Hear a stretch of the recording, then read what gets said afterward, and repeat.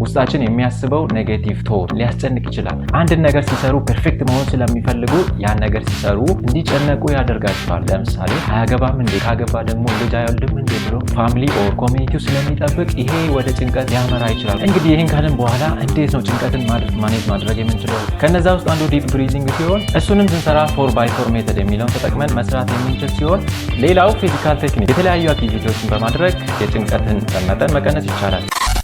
ሰላም እንዴት ናችሁ? ሲድራክ ትግርኛ ይባላል። የስነ አእምሮ ባለሙያና ስፒች ቴራፒስት። ከዚህ በፊት በተሰሩት ቪዲዮዎች ከኢያሱ ጋር ስለ ጭንቀት እንዳያችሁ ተስፋ አድርጋለሁ። በአጠቃላይ ስለ ስትሬስ ይህንን ሁሉ ካልኩኝ ስለ ስትሬስ ማኔጅመንት ደግሞ በዲቴይል በቀጣይ ቪዲዮ በሳይካትሪ ባለሙያዎች በዚህ ቻኔል ላይ ያቀርብላችኋለሁ። ዛሬ ደግሞ ከኔ ጋር ስለ ጭንቀትና አእምሮ ጤና አብረን የምናይ ይሆናል። እስከ መጨረሻው ከኛ ጋር ሆኑ። እንግዲህ ጭንቀት በተፈጥሮ የሚከሰትና ሁሉንም ሰው ሊያጋጥም የሚችል ነገር ሲሆን ይሄም ለሁለት ይከፈላል። አንደኛው አኪዩት ስትሬስ ኦር ለአጭር ጊዜ የሚቆይ ጭንቀትና ሁለተኛው ክሮኒክ ስትሬስ ኦር ለረጅም ጊዜ የሚቆይ ጭንቀት ነው። ይሄ ጭንቀት በተለያዩ ምክንያቶች ሊከሰት ይችላል፣ ወይም ደግሞ አንድ ሰው በተለያዩ ነገሮች ሊጨነቅ ይችላል ኦር ስትሬስድ ሊሆን ይችላል። ከነዛ ውስጥ የመጀመሪያው ሳይኮሎጂካል ኦር ኢሞሽናል ኮዝ የምንል ሲሆን ይሄም ከስራ ጋር ተያይዞ ከትምህርት ጋር ከፋይናንሻል ፕሮብሌም እንዲሁም ከሪሌሽንሺፕ ጋር ተገናኝቶ የሚመጡ ጭንቀቶች ናቸው። ይሄም አንድ ሰው ስራ ሲበዛበት ሰራተኛ ከሆነ እንዲሁም ተማሪ ከሆነ ደግሞ ፈተና ሲኖርበት፣ ሪሌሽንሺፕ ውስጥ ያለ ሰው ሲሆን ደግሞ በሪሌሽንሺፑ መካከል ኮንፍሊክት ሲፈጠር፣ አለመግባባት ሲኖር፣ እንዲሁም ፋይናንሻል ፕሮብሌም በጣም እንድንጨነቅ ሊያደርጉ የሚችሉ ነገሮች ናቸው። ሁለተኛው ፊዚካል ኦር ኢንቫይሮንመንታል ኮዝ የምንል ሲሆን ይሄም አንድ ሰው ሲታመም ኦር ህመም ሲያጋጥመው የሚጨነቀው አይነት ጭንቀት ነው። ሌላው ክራውድድ የሆነ ኤሪያ ላይ ሲኖር ወይም ደግሞ ክራውድድ የሆነ ኢንቫይሮንመንት ላይ ሲኖር ጭንቀት ሊያጋጥመን ይችላል ወይም አይምሯችን ሊጨነቅ ይችላል። ሶስተኛው ኢንተርናል ኦር ኮግኒቲቭ ኮዝ የምንል ሲሆን ይሄም ደግሞ ከውስጣችን የሚመነጭ የጭንቀት መንስኤ ማለት ነው። ይሄም ውስጣችን የሚያስበው ኔጌቲቭ ቶት ወይም ደግሞ ኔጌቲቭ የሆነ አስተሳሰብ እኛን ሊያስጨንቅ ይችላል። ለምሳሌ አንድ ነገር ሲያጋጥመን ወይ ከዚህ መውጣት አልችልም፣ ማድረግ አልችልም ብለን የምናስብ ከሆነ ውስጣችን ኔጌቲቭ የሆነ ነገር የሚያስብ ከሆነ እንድንጨነቅ ሊያደርገን የሚችል ነገር ነው። ሁለተኛው ፐርፌክሽኒዝም። ይሄ ምንድነው? በጣም ብዙ ጊዜ ኦብሰሲቭ ኮምፐልሲቭ ፐርሰናሊቲ ዲስኦርደር ያለባቸው ሰዎች አንድ ነገር ሲሰሩ ፐርፌክት መሆን ስለሚፈልጉ ያን ነገር ሲሰሩ እንዲጨነቁ ያደርጋቸዋል። ወይም ደግሞ በጣም ፐርፌክት መሆን ስለሚፈልጉ እንዲጨነቁ የሚያደርጋቸው ውስጣዊ የሆነ ምክንያት ነው። አራተኛው ሶሻል ኦር ካልቸራል ኮዝ የምንል ነው። ይህም ከምንኖርበት ማህበረሰብ የሚመጣ የጭንቀት ምክንያቶች ናቸው። ለምሳሌ አንድ ሰው ወይም ደግሞ አንድ ወጣት እድሜው እየጨመረ ሲሄድ ከማህበረሰቡ የሚጠበቅ ኤክስፔክቴሽን አለ። ለምሳሌ አያገባም እንዴ፣ ካገባ ደግሞ ልጅ አይወልድም እንዴ ብሎ ፋሚሊ ኦር ኮሚኒቲው ስለሚጠብቅ ይሄ ወደ ጭንቀት ሊያመራ ይችላል ወይም ደግሞ እንድንጨነቅ ሊያደርገን ይችላል። ሌላው ሶሻል ሚዲያ ኮምፓሪዝን። ይሄ በሁለት ነገር ማየት እንችላለን። አንድ በእኛ እድሜ ላይ ያለ ሰው የሆነ ስኬታማ ሆኖ በሶሻል ሚዲያ ላይ ወይም ደግሞ በሆነ አጋጣሚ ስናየው ሁለት ነገሮች ሊሰሙን ይችላሉ። ይሄም ፖዚቲቭ እና ኔጌቲቭ ሀሳቦች ሊመጡብን ይችላሉ።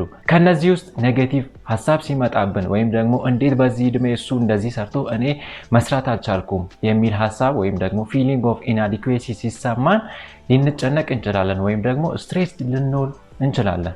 ጀነራሊ እነዚህን የጭንቀት መንስኤዎች ለሁለት ይከፈላሉ ማለት ነው። ይሄም ኤክስተርናል ፋክተር እና ኢንተርናል ፋክተር ብለን መክፈል እንችላለን። ኤክስተርናል ፋክተር ከምንለው ውስጥ አንደኛው ፊዚካል ኦር ኢንቫይሮንሜንታል ኮዞች፣ ሳይኮሎጂካል ኦር ኢሞሽናል ኮዞች እና ሶሻል ኦር ካልቸራል ኮዞች፣ እነዚህ ከኤክስተርናል ፋክተር ስር የሚመደቡ ናቸው። ኢንተርናል ኦር ኮግኒቲቭ ኮዞች ደግሞ ኢንተርናል ፋክተር ወይም ደግሞ ከውስጣችን የሚመጡ የጭንቀት መንስኤዎች ናቸው ብለን ማስቀመጥ እንችላለን። እንግዲህ ሁሉም ሰው ይጨነቃል ካልን ይሄ ጭንቀት መቼ ነው የአእምሮ እክል ተብሎ ሊጠራ የሚችለው የሚለውን ስናይ አንደኛው ፐርሲስት ካደረገ ወይም ደግሞ ለረጅም ጊዜ ከቆየብን፣ ሌላው ኤክሰሲቭ ኦር ዲስፕሮፖርሽኔት ሲሆን ይሄ ማለት አንድ ጭንቀት የሚያመጣ ነገር ሲያጋጥመን የኛ ሪአክሽን ከሌሎች የተለየ ከሆነ ወይም ደግሞ በጣም የተጋነነ ከሆነ። ሶስተኛው ፋንክሽናል ኢምፔርመንት ካመጣብን ይሄም በምንሰራው ስራ ላይ ተማሪ ከሆንን ደግሞ ትምህርታችን ላይ ወይም ደግሞ ሶሻል ኢንተራክሽናችን ላይ ተጽዕኖ ካመጣ ያ ጭንቀት ወደ የአእምሮ እክል ወይም ደግሞ የአእምሮ ችግር እያመጣብን ነው ብለን መገመት እንችላለን ማለት ነው። ስለዚህ እነዚህ 3 ነገሮች ከታዩብን ወደ የአእምሮ ችግር እያመራ ነው ብለን ማስቀመጥ እንችላለን። እንግዲህ ጭንቀት የአእምሮ ጤና እክል ሊያመጣ ብለን ካሰብን የተለያዩ ችግሮችን ሊያመጣብን ይችላል። ከነዛ ውስጥ አንዱ አንዛይቲ ዲስኦርደር ወይም ደግሞ ከፍተኛ የሆነ ፍርሃት የምንለው የአእምሮ ችግር ሊያመጣብን ይችላል። ሌላው ዲፕሬሽን ኦር ድባቴ የመደበር የመከፋት ስሜት እንዲታይብን ሊያደርግም ይችላል። ሶስተኛው ሰብስታንስ ዩዝ ዲስኦርደር ወይም ደግሞ ሱስ የሚያመጡ ነገሮችን እንድንጠቀም ያደርጋል። ይሄም እንዴት ነው ብለን ካየን አንድ ሰው በጣም ሲጨነቅ ወይም ደግሞ ጭንቀት ውስጥ ሲገባ ከዛ ጭንቀት የሚወጣበትን መንገድ ይፈልጋል። ከነዛ ውስጥም አንዱ በብዙ ሰው የሚታየው አልኮል መጠጣት፣ ጫት መቃም፣ የተለያዩ ነገሮችን መጠቀም እንደ መፍትሄ ሀሳብ ስለሚታይ ወደዛ የመሄድ ፕሮባቢሊቲው በጣም ሰፊ ነው። ይሄም ሄዶ ወዴት ያመራል? ወደ ሰብስታንስ ዩዝ ዲስኦርደር ወይም ደግሞ ሱስ አምጪ ነገሮች ከመጠቀም የሚመጣ የአእምሮ ጤና እንዲኖር የሚያደርግ ነገር ነው ማለት ነው። ሌላው ለረጅም ጊዜ የሚቆይ ጭንቀት ፐርሰናሊቲያችን ላይ ወይም ደግሞ ስብዕናችን ላይ እና ኮግኒቲቫችን ወይም ደግሞ አስተሳሰባችን ላይ ለውጥ ሊያመጣ ይችላል። ከነዛ ውስጥ የመርሳት ችግር ሊያጋጥመን ይችላል። ከሰዎች ጋር ያለን ኢንተራክሽንም ወይም ደግሞ ከሰው ጋር ያለን ቅርርብ ሊቀንስ ወይም ሊያበላሽ የሚችል ነገር ነው ማለት ነው። ስለዚህ እነዚህ አሁን ያየናቸው ጭንቀት ሊያመጣቸው የሚችሉ የአእምሮ ችግሮች ናቸው ማለት ነው።